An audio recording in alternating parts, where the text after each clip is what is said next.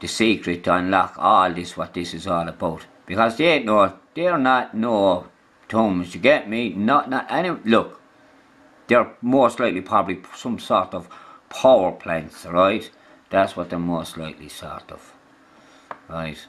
Built by God only knows who, but not built by the Egyptians. No.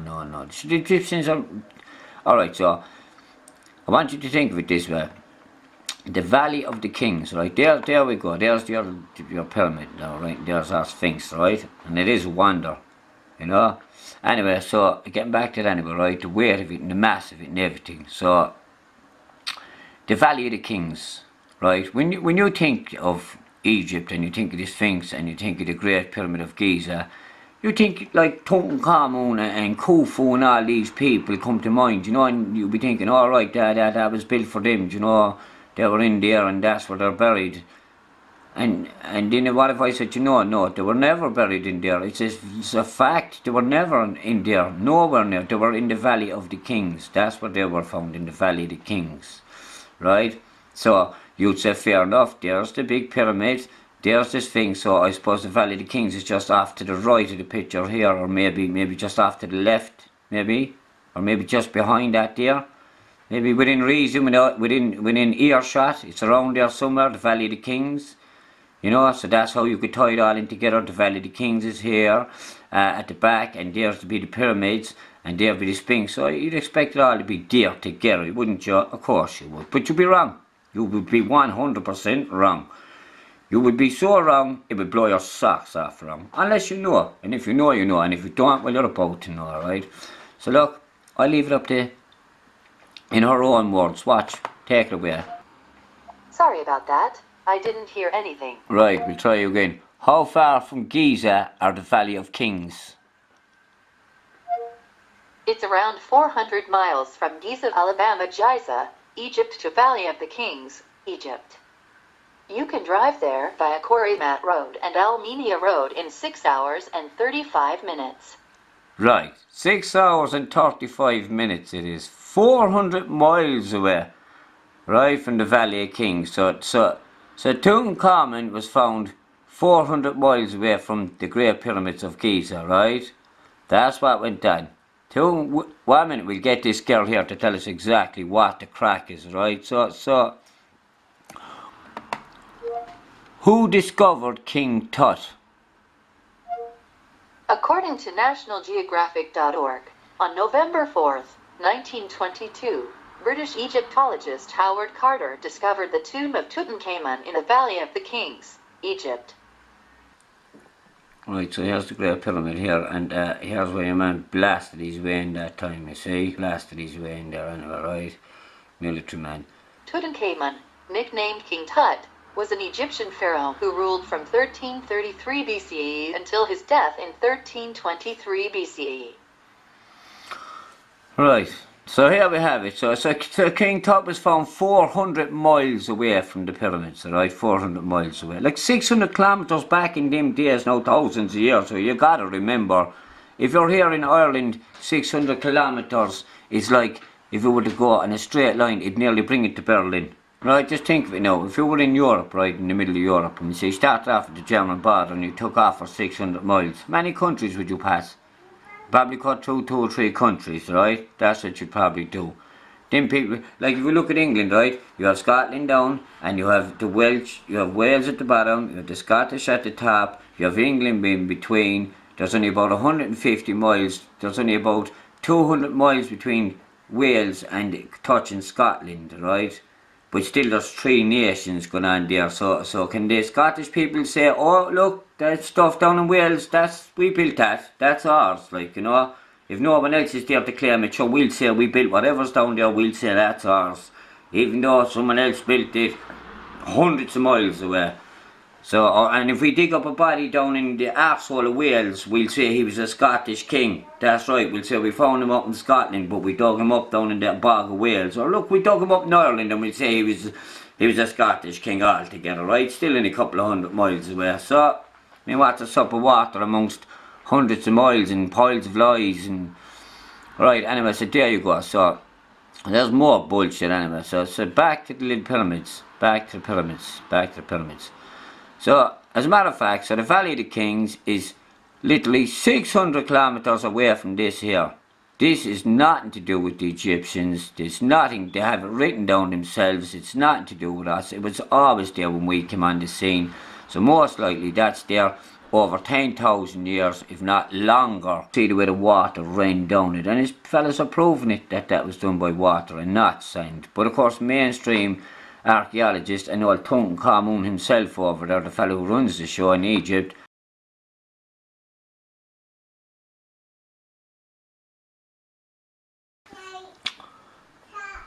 right, so here's King Tut himself, right, inside the Great Pyramid, right, in the Great Pyramid, in Khufu's pyramid supposed to be, okay? Now, when they eventually blasted their way in, because that's what they did do, they blasted in with dynamite, blew the face off, some of the face off the pyramid, they blasted their way into it, right? And some of the people complained about what they were doing, you know, people on the archaeology team back in about 1920 splash, right? And the people that complained, well, the fellow running the show, he was an English dude. He sent in packing, bang, and he kept blasting on into the pyramid as you go, right? And he was a military man, and all of a sudden he became the top man in archaeology over the pyramids and everything that went on out there. So he didn't have no biased opinion, right? And one thing he definitely didn't have was any background knowledge. So look, the moral of the story is, right, see this here, in this chamber, right, inside in the Great Pyramid, right, alongside King Tut himself there. Well, they tried to say that there was a mummy in there, and somehow before the English fella blasted his way in, with the rest of the cronies blasted away into the pyramid, well, somehow or other, that when they got in, that this sarcophagus, if you want to call it that, was there, and the lid was gone. And there's a big load of it busted off the edge here, as you can see.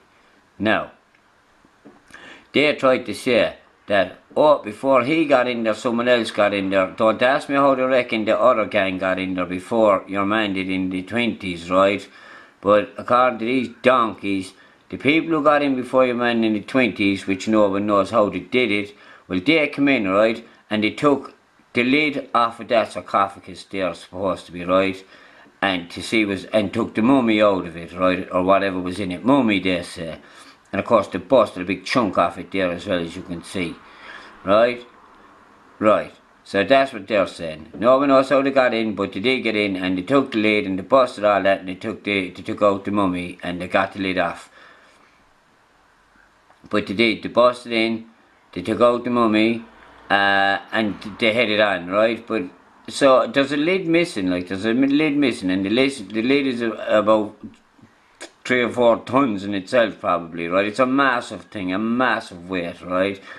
So, and then all the part that was busted off here, like that, none of that was on the ground. The lid is gone and all that's busted on the ground. So they're trying to say thieves broke in somehow or other before their boys blasted away in the 20s, and when the thieves took the mummy, or whatever was in it, supposed to be mummy, well, they took the lid and took all the bits that busted off as well, took that with them as well. Now, does that make any sense to you? Well, that's what they'll tell you, right? That's what they'll tell you. So, bullshit, right? Bullshit, right? There's King Tut himself there. So we go. Well, he don't want to listen to nothing. They're doing nothing but major cover-ups for years, right, with these things, right? It's all cover-ups with them. And look at the height of it, lads. I think it's 139 metres high, so that's around 450 feet high around there. You'd never think of it, like 2.5 million blocks of stone. And you gotta remember, there was another layer outside that. An announcement that seemingly slipped us by was made recently within Egypt. This announcement pertaining to an amazing discovery made within an area of the Giza Plateau that for a number of decades has been conveniently shut off from the public. Giza. And here we have the Sphinx, right, the Sphinx. And the Sphinx, well, that was buried for, I don't know, umpteen thousands of years, right? And you can see the mark across its neck there where it was buried. Only the head was sticking up. And the legend goes that some young fella was told if he dug it up, he had a dream and he sat alongside it, and if he dug it up and cleaned it all up, that he would become the king. Anyway, so the story is they tried to say that this Sphinx is only about 5,000 years old. I'm not sure, you know, the thousands they're becoming and going. But one thing we are sure of, this so-called Sphinx has been defaced, right? The face has been changed and that. More than likely, that had a different face on it, you know. And the Egyptians came across it one time and said, look, we'll try and carve it in and make it look like we owned it. Because you gotta remember, like, you know what they said this here, right, the pyramids, they said they're tombs, but there was never, ever a body, or a king, or a mummy, or as much as a drawing on a wall, or as much as one single hieroglyph anywhere in or nor around them pyramids. Nothing to say that they were ever a tomb built for any Egyptian, ever. Alright? Alright? So just remember that King Khufu's pyramid's supposed to be, right?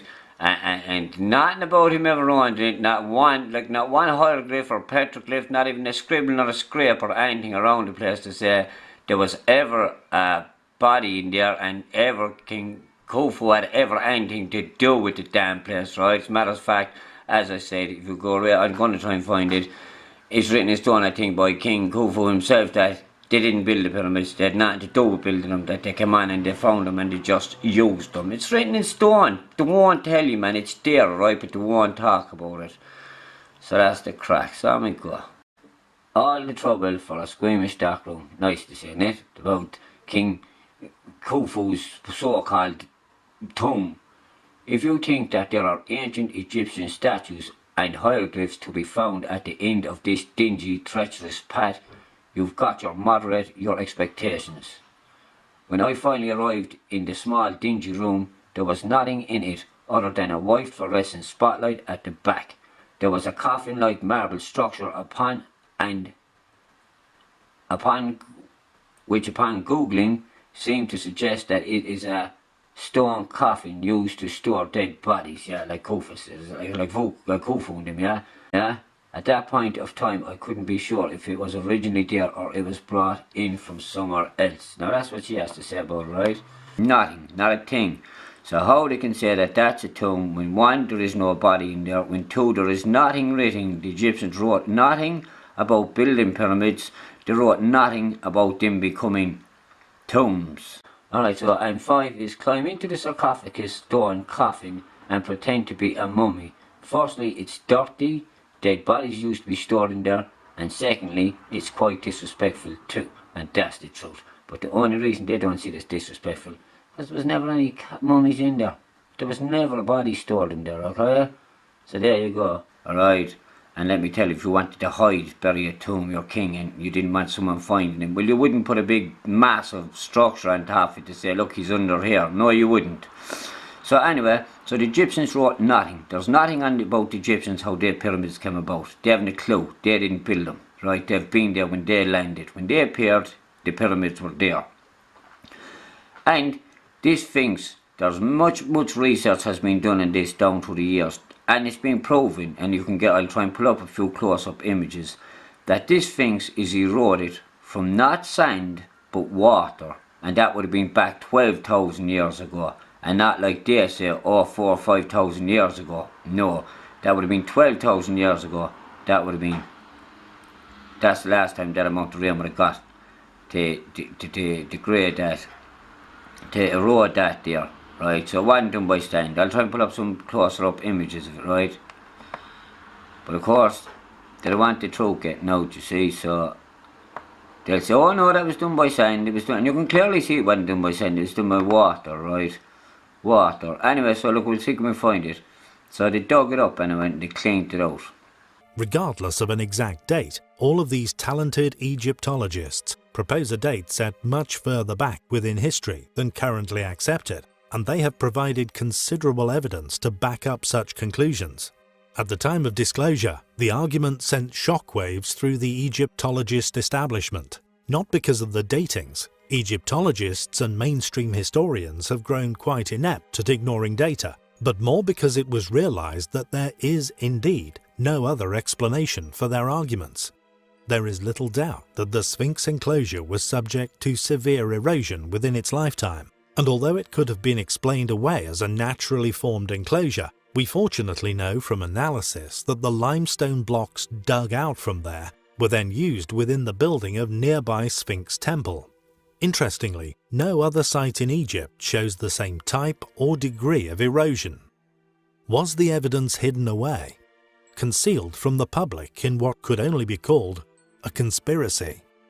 Sediment surrounding the base of the monuments and a once existing watermark upon the stones halfway up the Great Pyramid's sides indicate just that. 2-inch thick salt incrustations once found within inner chambers, silt sediments rising to 14 feet around the bases of the pyramids found to contain seashells and fossils that have been radiocarbon dated at nearly 12,000 years old, have indeed slowly vanished over the years. These sediments could only have been deposited in such great quantities by major sea flooding. A watermark was also once clearly visible on the limestone casing stones of the Great Pyramid. These stones were unfortunately unknowingly removed by invading Arabs. These watermarks were halfway up the sides of the pyramid, or about 400 feet above the present level of the Nile River, 200 feet above the base. It seems the last remaining shred of evidence, the enclosure, survived due to the talented individuals that were required to spot it. Individuals who are thankfully on our side. That they did not build these pyramids, they did not build this Sphinx, that they just came on, they were there and then they tried to make them their own, but they could never really figure it out. The same with the Romans. The Romans built on massive structures around the world, but they built on foundations that were already there. Massive foundations, blocks 200-ton weight, laid out 30 feet off the ground, some of them, and they built their buildings on top of them. So someone else had put them there even before the Romans, right? Now, don't get lost, because it's all fact, right? Don't get lost, it's all fact. You've been misled for years and it's hard to take in the truth in one sitting, I suppose. But do the research, I mean. Been doing it for years, you know. So do the research anyway. So the Sphinx, look, most likely in the thousands upon thousands. And see there, behind his ear, there's a block. And according to a Russian young fella, he was a kind of a prophet. And the same with the sleeping prophet. We have Casey, I forget his name, something Casey, he's a sleeping prophet. I watched a lot of his stuff, Google him up, sleeping prophet, or the Russian. And they pointed out there was something in behind that stone, in behind the Sphinx's ear. What is extraordinary regarding this claim, however, is the remarkable information that Boriska has somehow been able to share from a very young age, information which has taken astronomers many years to realize. According to Boriska, life on Earth will change irrevocably when the Great Sphinx is unlocked, using a mysterious mechanism behind one of its ears. Unfortunately, he has not given any further details about what exactly the opening of the Sphinx will do, though this was enough for us to notice the anomaly resting upon this very ancient monument. Boriska has unfortunately since disappeared. However, while in the public eye, he claimed that he was a reincarnated soldier, placed here upon Earth to avert the same destructive fate as Mars, claiming that many of his kind exist upon the Earth, calling them indigo children, often stating all of this while in a trance, which is highly compelling, as he is not the only one who once prophesied very similar astonishing developments that would, one day, arise surrounding the Great Sphinx.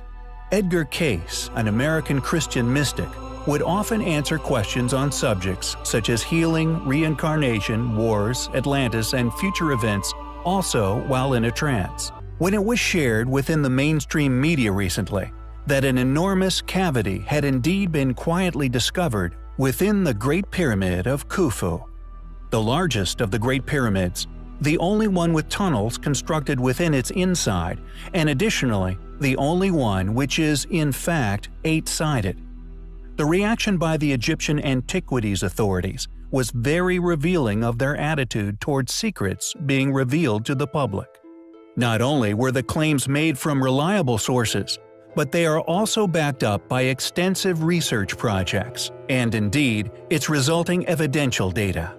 However, this has not deterred Professor Zawi Hawass from publicly denying any such cavity's very existence, shrugging off all claims and accompanying research as, quote, lies and hearsay. With such enormous hurdles in place, prepared to stifle any such discoveries from going public, it is inevitably going to be an uphill battle to expose the truth regarding the Great Sphinx of Giza. It would appear, after substantial digging, that the string pullers within Egypt originate out of America and are stationed within Egypt in the form of Arsi. The truth regarding what is buried beneath these ancient structures may still remain a mystery, but realizing the obstacles obstructing an understanding of this truth is half the battle won. Although the location is claimed to be a military training base, archaeologists have apparently been secretly beavering away within this remote slice of antiquity. Announced by the Supreme Council of Egyptian Antiquities, Egyptian authorities have apparently found the mysterious traces of the legendary fourth lost pyramid of the plateau. This provocative announcement stirred up a gale of protest among many Egyptologists, and the reason for this may be because the discovery might turn out to be highly controversial.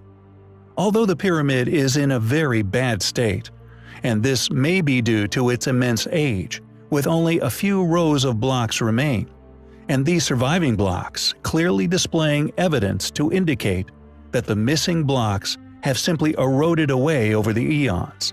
This ruin may not be the most important find in the area, or indeed, the purpose for the video. Along with these pyramidal remains at the site is another amazing anomaly. In the middle of this mysterious desert, an enormous staircase has been found, plunging into the desert floor. Seemingly excavated before this announcement and left for those who were fortunate enough to get access to the area to rediscover and photograph. This enormous staircase plunges straight through a limestone basin many meters in depth. This surgical slice has revealed an astonishing implication. It has revealed that the Giza Plateau does indeed extend this far. Not only that, but it demonstrates the sheer, unimaginable cubic size of this area of stone, a block of stone that was apparently man-made. Where this staircase actually leads to is as yet unknown, although it is thought to drop far below that which is currently visible, and preliminary scans of the area are suggesting that it plunges through the plateau deep into an ocean of groundwater below. By examining the pictures of the discovery, it appears that the site has indeed been excavated from the sand, having most likely been submerged from view beforehand. The question is, who did these excavations? Who built this unbelievable structure, or indeed the mind-bogglingly enormous Giza Plateau? How far is the Great Pyramid of Giza from the Valley of the Kings?